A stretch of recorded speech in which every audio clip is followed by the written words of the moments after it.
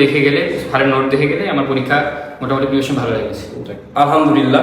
তো এখন যেটা হচ্ছে বিষয়টা দেখেন, খিলক্ষেতে তো অনেকগুলো এরকম আইসিটি টিচার বা একাডেমি আছে, একাডেমিক কোর্স নিয়ে কাজ করে। সেক্ষেত্রে কি আপনি সলিউশন ফর আইসিটি কে একটু বেটার মনে করেন বা একটু এগিয়ে দেখেন কিনা?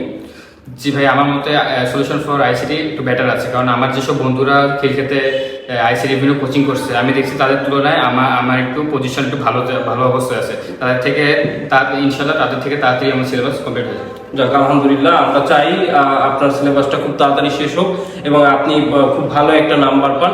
এখন সম্ভব আমার প্রশ্ন হচ্ছে যে আপনাদের যারা জুনিয়র আছে, যারা এখন কলেজে ভর্তি হবে বা এইচএসসি 2026 ব্যাচ, তাদের প্রতি আপনার কি মেসেজ থাকবে বা আপনি আপনার জায়গা থেকে তাদেরকে কি বলতে চান?